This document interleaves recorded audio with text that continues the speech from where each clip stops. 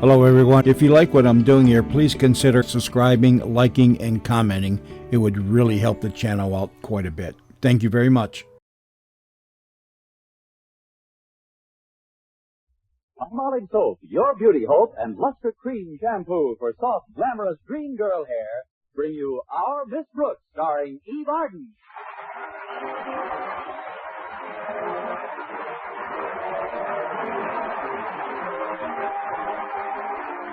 Our Miss Brooks teaches English at Madison High, and though she's fond of her work and her pupils, these last few days have been rather hectic. In fact, she's even had to neglect her favorite faculty member, biology teacher Philip Boynton. And when I have to neglect Mr. Boynton, you can be sure things are hectic. Of course, like most scientific men, he's rather preoccupied. But he doesn't spend all his time looking at frogs and white mice in his laboratory. No, indeed. Every Friday he goes to the zoo and looks at frogs. But in spite of his apparent absorption in scientific matters, I can't help feeling that deep down underneath there's a definite lack of interest in me. But I keep trying. Now take this past week, for example. I had to get the midterm examinations ready, but I wanted desperately to get my work done by Thursday afternoon so I could keep a date we had for that evening. But maybe I'd better start at the beginning. Thursday morning, my landlady, Mrs. Davis, woke me promptly at 7:30. Oh, Connie, it's 7:30. You've got to get up. Come on in, Mrs. Davis. Time to rise and shine, my dear. Oh, I may rise, but you'll have to get your own shine. I'm glad you got me up on time, though. Maybe I can make up a few questions before my first class. I don't think you should do anything before you finish your work at school. You've been going at this midterm examination too hard, Connie. I don't like to scare you, but I'm worried about your health. Oh, it's sweet of you to take such an interest in me, Mrs. Davis, but work doesn't bother me. I'm healthy as a horse. Well, just the same, overwork isn't good for anyone, even a horse. You wouldn't want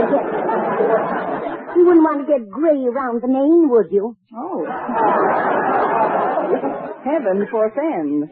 But I figured I'll be all right if I keep my fetlock shampooed regularly. Luster cream shampooed, that is. You've got to build yourself up, Connie. Here, I've brought you some juice to drink before breakfast. Taste it and tell me what you think it's made of. I should know better, but here goes. Oh, that's stronger than usual. What's in it, Connie? Well, I would say you took a raw potato, 1 hard-boiled egg, some rye crisp, a cup of kidney beans, and some spinach, and threw them into the mixmaster. You're slipping, dear. You forgot the hominy grits. Well, I think I'll skip the juice this morning, Mrs. Davis. I've got to hurry. Walter Denton's picking me up in his car. Oh, is yours in the shop again? Oh, definitely. But the repair job this time won't cost me as much as the fine I had to pay. $20 for parking. $20?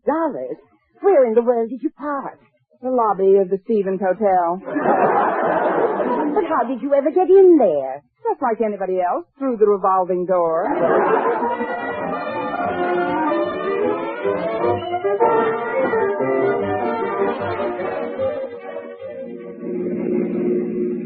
I'm glad you picked me up early, Walter. I've got some work to get done before my first class. Oh, that's all right, Miss Brooks. Glad to be of service. But did you say you've got work to do before your first class? Yes, Walter, I'm preparing questions for your midterm exams. It's rather difficult getting the right ones. Well, if I may make a suggestion, why don't you forget about the difficult questions and think up the simple ones? That would make it easier on you, wouldn't it? Yes, but frankly, I question your motives. I wasn't thinking of myself, Miss Brooks. It's just that I've been looking at you while I'm driving here out of the corner of my eye, sort of, and, well, you... Walter, look out for that truck! Oh! Sorry. Guess I looked out of the wrong corner. Anyway, I've noticed that you've changed a little. Changed, Walter? Yeah. I remember when you first got to Madison High, Miss Brooks. You were so vibrant. You were actually pulsating with life and energy, and, oh, gosh, you always seem to be sort of shimmering. And that's not all. I come in 6 delicious flavors. I'm not kidding, Miss Brooks. You've got to watch your step. How long do you think the bloom of youth will cling to your cheeks? It's all according to how you put it on, Walter. I hope you don't think I'm being too personal, Miss Brooks, but As I look at you, I can't help thinking of something. What's that? Did you ever drive out in the country and come to an old deserted pasture? Well, And did you ever see at the end of the pasture one lonely old horse with sad brown eyes staring over the fence rail? I knew I should have shampooed those fetlocks. I'm not comparing you to a horse, Miss Brooks. I know, Walter. I'm not fast enough. Now, it's just the look the horse gets in his eye when he's all worn out. As if to say, I've done my work, and now I'm old. Just an old, tired, beat-up, lonely horse with nothing to show for my years of faithful service. It's his own fault. When he was young, he probably made a man's neck out of himself.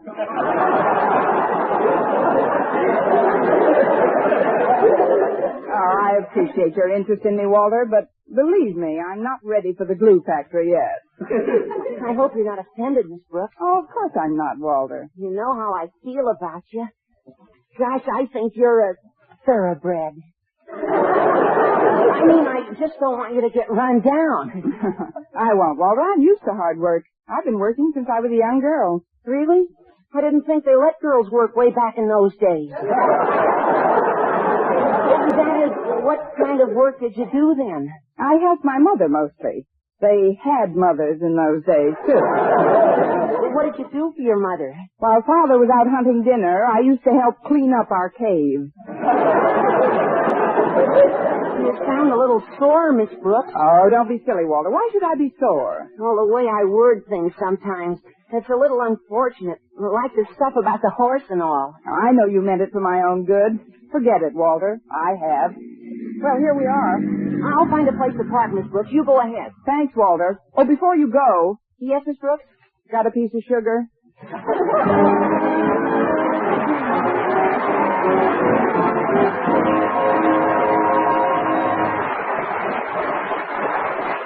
Our Miss Brooks, starring Eve Arden, will continue in just a moment. But first, here is Vern Smith with an important announcement. Palmolive Soap is giving away prizes worth $67,000. A grand prize of $25,000 in one lump sum or $100 a month for life. And that's not all. There are over 2,000 prizes in Palmolive's big treasure chest contest. Ford sedans, Westinghouse laundromats, Strom silver fox scarves, Toastmaster toasters, and it's easy to enter. Complete the last line of this jingle. A fresher, brighter-looking skin is something I would like to win. I'll get Palmolive soap today. Da-da-da-da-da-da-da. Write your last line on a plain sheet of paper or use an official entry blank giving complete rules obtainable at your dealers. Include your own and dealer's name and address and mail with the big word Palmolive from the front of the wrapper of one regular and one bath-size cake of Palmolive soap to Palmolive, Box 92, New York 8, New York. Now here's the jingle once more. A fresher, brighter-looking skin is something I would like to win. I'll get Palmolive soap today. Da-da-da-da-da-da-da. Mail your entry to Palmolive, Box 92, New York 8, New York. But hurry! Contest closes November 20th. Enter this week. Get Palmolive soap for a lovelier complexion. Remember, doctors prove Palmolive's beauty results.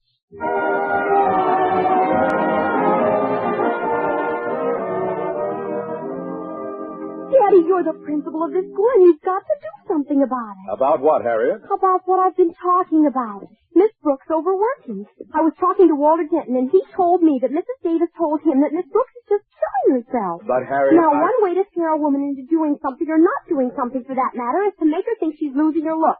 And another way is to get her interested in doing something other than the thing you want her to stop doing. It's as simple as that. That isn't simple enough.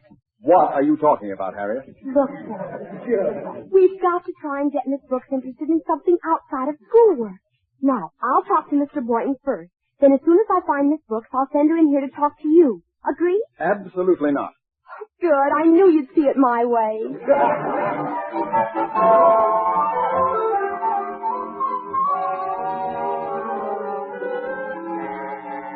That's the end of the period, boys and girls. Class dismissed. Miss Brooks, could I talk to you for a minute? Certainly, Harriet. Come on up to my desk. Miss Brooks, as one woman to another, I'd like the privilege of being frank with you. Go ahead, Harriet. Well, you're working too hard, Miss Brooks, and it's beginning to show. Where? Oh, I don't think you're falling apart physically or anything. It's just your attitude. Since these midterm exams have to be written, you're almost constantly preoccupied. You don't seem to have your old sparkle and crackle. Oh, great. Now I'm a bowl of cereal. I know conditions in school are pretty awful nowadays, and, well, you've got a big load to pull. Here we go again. Giddy up, Miss Brooks. There's a look you get sometimes, like a... Oh, don't say it, Harriet. Oh, I wouldn't hurt your feelings for the world, Miss Brooks. There's nothing really radically wrong with you. It's just that you're taking this exam too seriously. Why, I noticed you yesterday in the cafeteria with Mr. Boynton. He just seemed to nibble at your food. Oh, that's just to make Mr. Boynton feel at home. He's very fond of rabbits, you know. You should forget about work when you're at lunch. Today I want you to relax. Sit down at that table and really tie the feed bag on. I'll cut those fetlocks off, that's what I'll do. Oh, by the way, Miss Brooks, Daddy would like to see you in his office. Mr. Conklin? What does he want to see me about, Harriet? Oh, I'm sure I don't know. Maybe as principal of this school, he feels it's his duty to keep his teachers happy. Of course, you've got to know how to handle Daddy. What do you mean, Harriet? Just take the bit in your teeth and don't let him drive you too hard. Okay.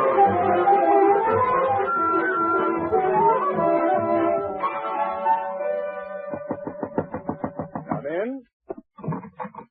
Oh, it's you, Miss Brooks. Have a chair. Thank you, Mr. Conklin. I was just finishing this report from the school board. Will you excuse me for a moment? Certainly, sir. Dun, dun, dun, dun, dun, dun, dun, dun, dun, dun. It's so. Yarn onto one needle. So, like this. Drawing your fingernail over his plate. Now that we've got a ball, I'll show you how to cast on. Okay. What did you say, dear? Oh, it's the cat. Go away, Minerva. We're busy. Ah. Maybe she wants some milk. No, she just had her lunch. I made it for her myself. Maybe she wants some bicarbonate. Now, the first thing we do is catch the yarn onto one needle. So, like this, and like this. Oh, now don't unwind the yarn, Minerva. Be a good girl now. Yes, Minerva, be a good girl, and I'll boost you up to the goldfish bowl later on. Look, Mrs. Davis, if it's all the same to you, let's let Minerva knit for a while, and I'll play with the ball. You'll catch on to it in no time, Connie. Oh, I really must get some work done. If you'll excuse me, I'd like to go into the dining room. I can spread my reference books out on the table there. Very well, Connie. We'll do some more knitting, but the dining room? Oh, I knew there was something I forgot. You better get in there right away, Connie. You've got company. That's what I like, prompt messages. Well, hello. I guess I beat you home, Miss Brooks. I guess you did, Mr. Boynton. So did I, Miss Brooks. Harriet, did you two come over together? Yes, we did. Oh. I drove him. All this and water, too? Well, now that we're all here, suppose we all keep nice and quiet while I do some work. Oh, you can work later, Miss Brooks. Here, I've got the board all set up. Let me show you how to play chess. So go ahead, Miss Brooks. I'll start sorting my stamps and looking for prize specimens to show you. And I'll get a crossword puzzle started so it won't be too difficult. Oh, but listen, The first row, here, these little ones here are pawns. They move 1 or 2 spaces forward. I know the moves of the pieces, Mr. Boynton, but honestly, Well, I let's just just play one game, Miss Brooks. I'll go first. There. Now, don't rush yourself. Chess is a very patient, easy-going game. Have you got a clean handkerchief, Miss Brooks? I have to clean my magnifying glass. Here you are, Walter. Oh, Miss Brooks, Yes, Harriet? what's a 6-letter word for horse? Have you tried BROOKS? Oh, I've got EQUINE. Look at this sesquicentennial Dutch piano, Miss Brooks. You can tell by the cancellation it's legitimate. Oh, look through the glass. Oh, very pretty, Walter. It's your move, Miss Brooks. What? Oh, the game. I'll just go here. Oh, here's a funny coincidence, Miss Brooks. I need a 6-letter word for hobby. MURDER. Boy, look at this one. I'll bet there aren't 3 like it in the whole country. Is that good? I'll get it. Hello, Margaret. Well, Martha Conklin, and all good. Hello, Margaret. Where's the hobby room? Oh. Welcome to the dining room, dear Alfred. Come along, folks. Here we are. Miss Brooks, guess who's here? Dr. Gallup looking for a new hobby. Greetings, Mrs. Conklin. Well, let's not waste any time. We'll get right down to our hobbies. I brought over a bag of toys to be fixed for Christmas. I do this work every year. And I help Mrs. Conklin with my portable carpenter set. May I set my vice up over here? Oh, yes, Mr. Conklin, of course. I'll lay some of these toys out on the table if I may. There we are. That's not a legal move, Miss Brooks. Well, I was just... Oh, the chess game. I'm sorry, Mr. Boynton. I'll take it back. I'll move my knight instead. There. This will do you a world of good, Miss Brooks. Give her a broken toy to fix up, Martha. Think you'd like to stuff a few dolls, Miss Brooks?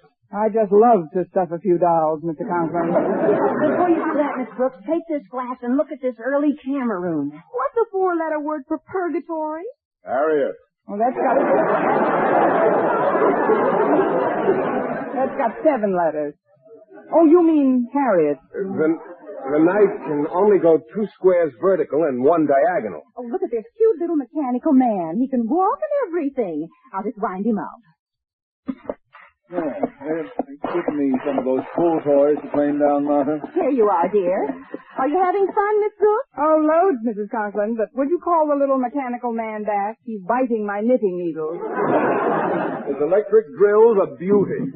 I think it was a wonderful idea, Daddy, our having a hobby afternoon together. Oh, so do I, Alfred. It's so entertaining. Sure takes your mind off things. I'd better saw some of this down again. What do you mean, Mr. Boynton? The knight can only move 2 squares vertical. Oh, here's an awfully cute little wagon. It'll be as good as new when we fix the bell. There. Martha, could you show me that new dropstick you mentioned last week on the phone? Oh, that wasn't a dropstick, Margaret. That was a cable, I believe. These loose nails will never do. Never do. Motor seems to be broken on this stuff. You can tell by the shape of the printing that this is a 9-letter word for Billy Goat. This horn is fine now. A little more planing and drilling to do it.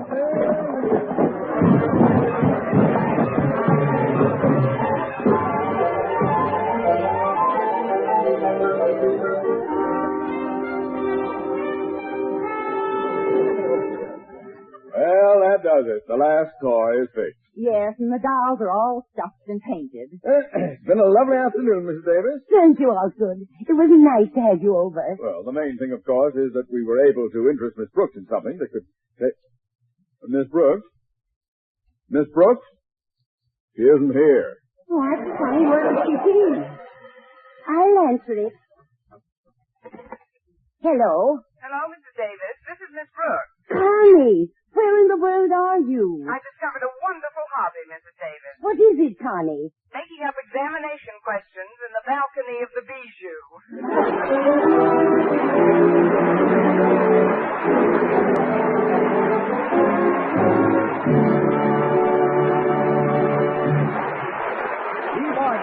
Our Miss Brooks returns in just a moment, but first...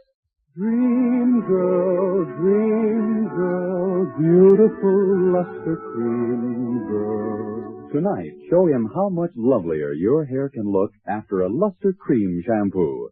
Only Luster Cream brings you Kay Dumat's magic formula blend of secret ingredients plus gentle lanolin. Gives loveliness lather even in hardest water. Glamorizes your hair as you wash it. Luster Cream, not a soap, not a liquid, but a dainty cream shampoo. Leaves hair fragrantly clean, free of loose dandruff, glistening with sheen, soft, manageable. Gives new beauty to all hairdos or permanents. 4-ounce jar, $1. Smaller sizes, either tubes or jars. Tonight, try Luster Cream Shampoo and be a Dream girl, beautiful luster cream girl. You owe your crowning glory to our luster cream shampoo. And now, once again, here is our Miss Brooks. Well, I didn't get many questions done, but I did see Rita Hayworth in Loves of Carmen. I knew, of course, that with the examination questions still to be done, I'd have to cancel my date with Mr. Boynton. But that was almost inevitable from the beginning. When I finally reached home, I knew I'd have to buckle down. So I headed right to the dining room, opened the door, and turned on the light. of course, you can move the night too horizontal. Why, Mr. Boynton, if I'd known you were still here, I'd never have turned the lights on.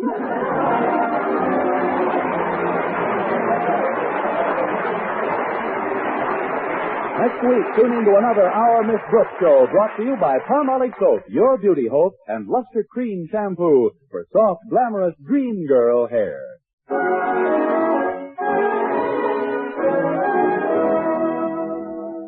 Dentists know what cleans teeth best, and over 4,000 dentists say Colgate Tooth Powder with a 2-minute routine gets teeth sparkling and super clean. So to remove dull film and get your teeth shining clean, just brush teeth 2 minutes morning and night with Colgate Tooth Powder. Brush inside, outside, and biting surfaces. Always brush away from the gums. See how quickly this gets teeth naturally bright. It removes dull film that improper brushing misses. And Colgate Tooth Powder also sweetens your breath. Try it. Buy Colgate Tooth Powder today.